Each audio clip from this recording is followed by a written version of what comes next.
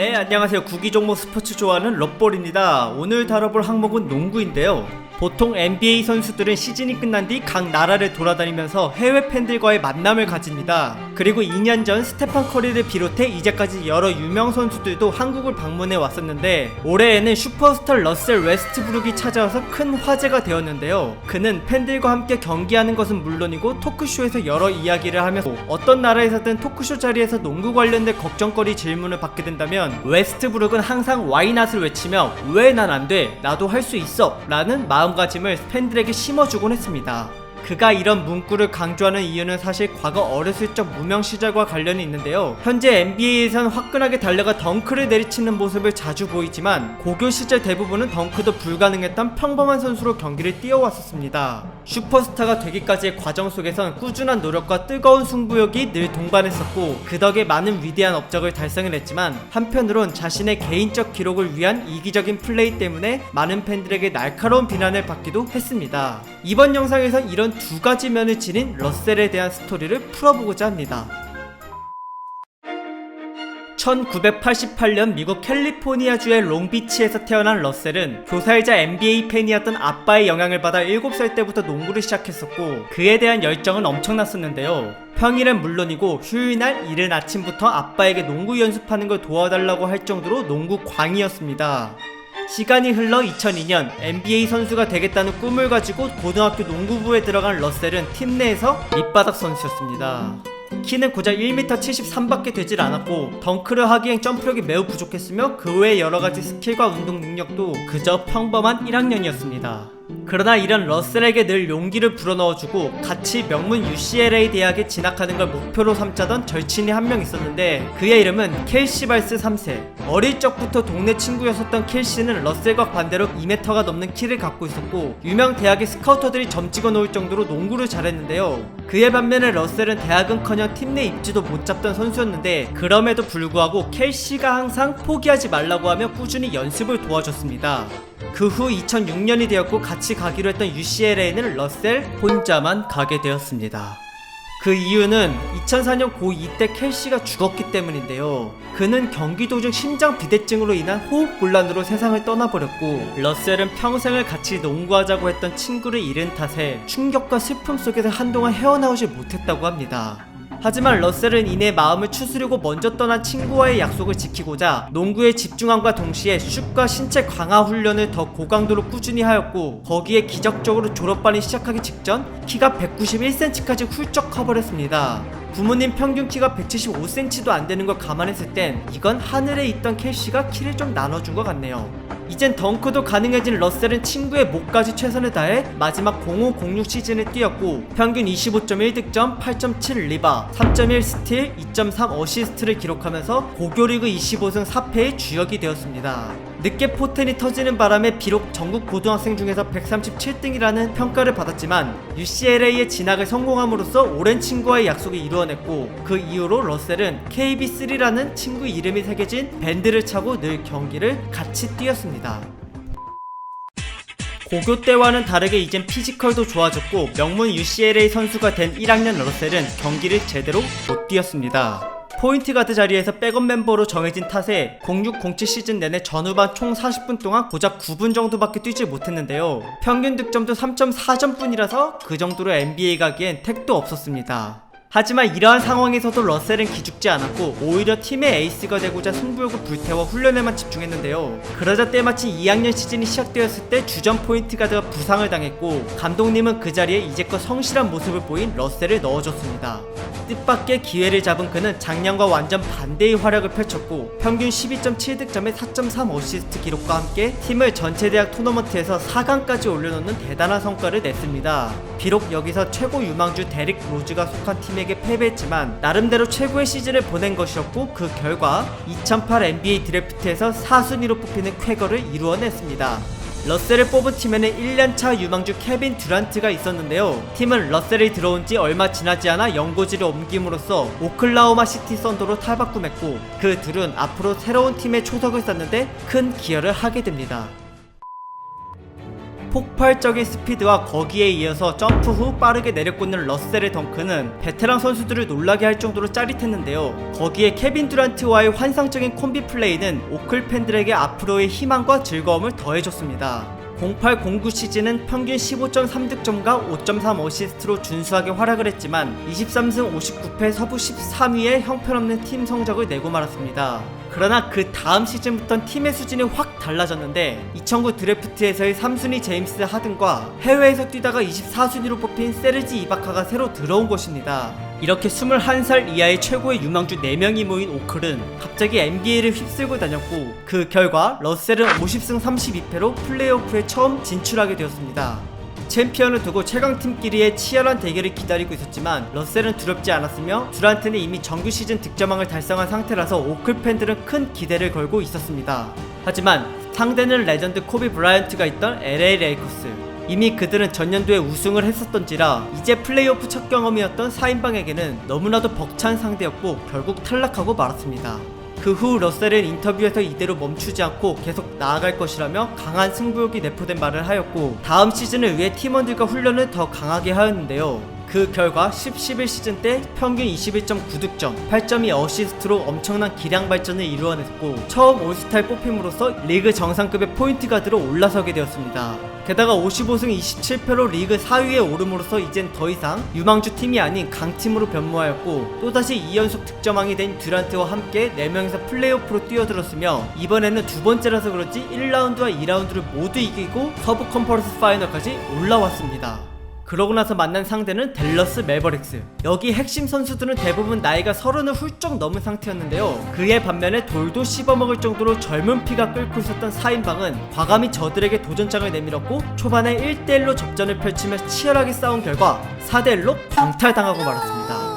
당시 댈러스에는 32살의 덕 노비츠키 선수가 있었으며 그는 팀을 이끌고 결국 시즌 우승을 차지하기까지 했는데 아무래도 댈러스 팀의 베테랑 선수들을 이기기엔 젊은 패기만으로 턱없이 부족했습니다. 하지만 계속해서 발전된 모습을 보인 오클 4인방에게 댈러스 감독은 곧 너희들의 시대가 올 것이라며 칭찬을 했는데요. 정말로 그들은 그 다음 11-12 시즌 때 팀을 서부 2위에 올려놨을 정도로 어마무시한 활약을 보였고 러셀은 평균 23.6득점을 기록하며 또 한 번의 기량 발전을, 듀란트는 3시즌 연속 득점왕, 제임스 하든은 NBA 전체 벤치 멤버 중 가장 최고의 활약을 펼친 덕에 식스맨상을 수상, 세르지 이바카는 최고의 수비를 보이며 블락왕을 차지했습니다. 이제는 돌이 아닌 NBA를 씹어먹는 팀이 되었으며 진짜로 서부 최강팀들을 1, 2, 3라운드 차례대로 가볍게 쓰러뜨린 뒤 서부의 왕이 되었고 이제는 동부 왕과의 NBA 파이널 무대에서 이기기만 한다면 러셀은 데뷔 4년차에 우승 반지를 얻게 되는 것이었습니다. 그러나 상대팀은 작년에 우승을 놓친 탓에 단단히 화가 난 르브론 제임스의 마이애미 히트였는데요. 러셀이 한 경기에 43득점을 폭발시켰음에도 불구하고 당시 최고 전성기를 누리고 있던 르브론에게 거짓말처럼 4연패로 썰리고 말았습니다. 몇 년간 치열한 경쟁을 뚫고 서부의 챔피언이 되었지만 결국 르브론 우승 드라마의 조연 배우에 지나지 않았던 오클 4인방은 매우 분하고 허무했습니다. 하지만 팀원의 마음을 잡아주는 것이 리더의 역할. 러셀은 지금 이 기분을 잊지 말자며 다독였고 기자회견에서는 우리는 더 나은 팀이 되어 반드시 우승을 차지하러 오겠다라며 4명을 대표해 오클라호마 팀의 굳은 의지를 보여주었습니다. 그러고 나서 4년 뒤 오클라호마는 러셀 혼자 남게 되었고 그동안 단 한 번도 최종 파이널에 올라가 보지 못했습니다.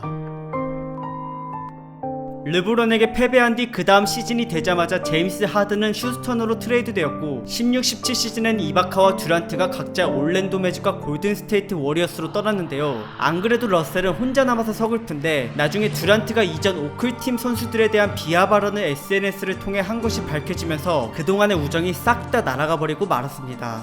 다른 유망한 선수들이 새로 들어왔다곤 하지만 실질적으로는 가장 좋은 실력과 파워를 겸비한 선수는 러셀뿐. 어쨌든 이제부턴 혼자서 큰 부담감을 짊어진 채 팀을 이끌어야 했고 그렇게 맞이한 16-17 시즌은 러셀에게 최고의 전성기를 안겨주었습니다. 한번 달리기 시작하면 폭주 기관차가 되어 속도만으로도 상대편을 제칠 정도로 엄청 빨랐고 그 위력은 속공 찬스 때 배가 되었습니다. 러셀이 주로 하는 플레이는 혼자 공을 몰고 적진까지 뚫고 들어가서 자신에게 시야를 집중하게 하고 그 틈을 타서 빈 공간에 동료에게 패스하거나 스스로 돌파 후 득점을 내는 것이었는데, 만약 자신있게 뛰어올라서 덩크를 내려꽂기라도 한다면 경기장은 관중들의 함성으로 가득 찼습니다. 그의 득점 범위는 골밑에서만 한정되지 않았는데요. 만약 수비수가 돌파를 막으려고 조금 더 뒤에서 자리를 잡으려 한다면 거기서 생겨난 빈틈을 이용해 곧바로 미들슛을 쐈고, 게다가 3점까지도 어렵지 않게 성공시킬 수 있었기에 러셀은 공격에서 드리블이면 드리블, 슛이면 슛, 패스면 패스, 맞는 그 자체였습니다. 그리고 수비 같은 경우 리바운드를 많이 잡아냈었는데, 이는 한 경기 평균 10개 이상을 기록할 정도였으며 키 작은 가드가 이렇게 할 수 있다는 건 NBA 역사상 몇 안 되는 희귀한 케이스였습니다. 감독에게 공격 전술 대부분의 권한을 부여받은 러셀은 한 경기에 50점을 넘기는 경우가 4번이나 있을 정도로 득점을 엄청나게 퍼부었고, 그뿐만 아니라 동시에 어시스트와 리바운드까지 10개 이상 뽑아냈으며, 그 결과 두 자리의 숫자를 기록한 항목이 3개가 되었을 시 불려지는 트리플 더블이란 걸 16-17 시즌에 무려 42번이나 해냈습니다. 이 수치는 70년이 넘는 NBA 역사상 가장 높은 업적이었으며, 플러스 생애 2번째 득점왕과 정규 시즌 MVP를 처음으로 달성하는 쾌거를 이루어냈는데요. 모두가 떠나고 팀에 혼자 남은 그가 이렇게까지 해냈다는 건 강인한 정신력과 중간에 겪었던 무릎 부상을 이겨내고 꾸준히 해왔던 훈련 및 자기 관리가 큰 몫을 해줬습니다. 그리고 러셀은 항상 어릴 때부터 와이낫을 자신의 신조로 삼아왔었는데, 어려운 환경에서도 꾸준히 최선을 다한다면 못해낼 게 없다고 믿어왔던 그는 무명의 어린 시절부터 지금의 슈퍼스타 반열에 오르기까지를 정말로 모든 팬들에게 몸소 증명하였습니다. 16-17 시즌부터 오클라호마 시티 썬더의 프랜차이즈 스타가 됐음과 동시에 트리플 더블 머신이라는 별명이 붙은 러셀은 18-19 시즌까지 3번 연속 플레이오프에 팀을 올려놓기도 했습니다. 하지만 이들 모두 1라운드에서 압도적으로 패배해 탈락하고 말았는데요. 그 원인은 아이러니하게도 팀의 1등 공신인 러셀에게 대부분이 있었습니다. 물론 3년 동안 새로 합류했던 몇몇 다른 팀원들도 문제가 있었지만, 공을 가장 많이 소유하고 자신만의 플레이 스타일에 팀원들이 맞춰주도록 분위기를 유도한 러셀의 책임이 더 컸습니다. 최상급의 피지컬을 앞세운 속공과 저돌적인 돌파가 주특기이긴 하지만, 그러한 닭돌 플레이가 꾸준하다 보니 이제는 단순 무식한 경기 운영으로 비춰지게 되었고, 만일 수비에 가로막혀 공격이 여의치 않게 된다면 그 자리에서 패스를 서툴게 주거나 스스로 무리하게 미들슛을 던져 턴오버를 유발하곤 했습니다. 물론 17-18 그리고 18-19 시즌 동안 어시스트 왕을 할 정도로 패스 시야가 좋긴 했지만, 이는 정규 시즌에 국한된 것이었고 최강자들이 득실거리는 플레이오프에선 제대로 통하질 않았습니다. 거기에 혼자서 볼을 만지는 시간이 가장 많다 보니 다른 선수들이 기회를 온전히 잡기가 쉽지 않았으며, 스스로 해결해왔던 러셀의 슛은 점점 성공률이 떨어지고 기복이 심해졌습니다. 특히 3점 슛이 30%도 못 찍을 정도로 형편없었는데, 오죽하면 수비수가 러셀에게 일부러 붙지 않을 정도였습니다. 게다가 공격 스타일상 골밑에서 상대 빅맨과의 충돌이 많아 자유투를 많이 얻어내긴 하는데, 정작 그 성공률은 65%였고 초창기 80%를 넘겼던 시절을 생각하면 팬들은 그저 답답한 심정뿐이었습니다. 그리고 가장 비난을 받는 요소는 그의 꺾이지 않는 슛 고집과 기록에 대한 집착이었는데요. 트리플 더블 기록은 여전히 NBA 선수들 중 으뜸이었지만, 이는 사실 경기 중 100% 자연스레 나온 것이 아니었으며, 나머지 팀원들이 러셀에게 일부러 기록을 몰아주었다고 볼 수 있습니다. 동료 선수들은 자신이 잡을 수 있는 리바운드임에도 불구하고 러셀이 가까이 있다면 그에게 그냥 넘겨주거나 그저 상대 선수들이 못 잡게 몸으로 막기만 하고 재빨리 속공하러 갈 뿐이었습니다. 어시스트 같은 경우엔 러셀이 돌파하는 동안 팀원들은 빈 공간을 찾아 들어가고 그에게 패스받고 슛을 성공시킴으로써 자연스레 기록이 올라가곤 했는데, 어쩔 땐 러셀이 혼자서 마무리해도 되는 상황임에도 불구하고 굳이 어시스트 올리겠다며 쓸데없이 무리한 패스를 주는 바람에 흐름을 망치는 경우가 종종 있었습니다. 이렇게 팀 승리에 집중하기보단 자신의 득점, 어시스트, 리바운드에만 집착하는 바람에 트리플 더블은 달성했을지 몰라도 정작 중요한 플레이오프 경기를 말아먹는 게 더 많았습니다. 그런데 하필 러셀이 새롭게 시작한 이번 시즌 때 휴스턴으로 건너가 과거의 동료였던 제임스 하든과 함께하게 되었는데요. 하든도 볼 소유 시간이 많기로 유명한 탓에 팬들은 둘의 조합에 대한 엄청난 걱정을 하게 되었습니다. 처음 언급했던 대로 러셀은 대단한 슈퍼스타이지만 한편으론 욕을 많이 얻어먹는 고집불통 선수이기도 합니다. 그러나 어릴 때 자신과 함께하지 못한 친구와의 슬픈 추억 때문인지 그는 동료 선수들과의 인연을 중요시하고 경기장 밖에선 항상 친절하게 대하며 꾸준한 자기 관리 및 승부욕 등 팀 리더로서의 좋은 모습을 많이 보여왔는데요. 사생활 관련돼선 전혀 단 한 번의 문제도 일으키지 않았으며 팬 서비스까지 좋아 자신이 신던 농구화를 어린이 관중에게 선물해줄 정도였습니다. 거기에 더 나아가 올스타전 MVP로 받은 자동차 2대를 가난한 가정에 기부한 적도 있었고 할 수 있다라는 슬로건을 내건 와이낫 재단을 창설해 오클라호마 주의 전체 지역에 많은 어린이 도서관을 설립하는 등 지역사회를 위해 많은 공헌도 하였습니다. 심지어 2013년엔 토네이도가 휩쓰고 간 지역을 방문해 목발을 짚고 건물 돌무더기를 지나서 피해자들에게 위로를 건네준 적이 있었는데 당시 러셀은 선수 생활에 지장이 갈 정도의 심한 무릎 부상을 당한 지 불과 한 달도 되지 않은 상태였습니다. 그가 이렇게까지 선행을 하는 이유는 자신이 사람들에게 영향력을 끼칠 수 있다는 것 자체를 행운이자 축복으로 여기고 있기 때문이라 하는데요. 과도한 기록 욕심으로 인해 경기를 망치는 것만 빼고 그 외에는 제 입장에선 모두 마음에 드는 매력적인 선수라 생각합니다. 네, 준비한 영상은 여기까지고 시청해주셔서 감사드리며 더 좋은 주제로 돌아오도록 하겠습니다. 재밌게 보셨으면 구독 부탁드릴게요.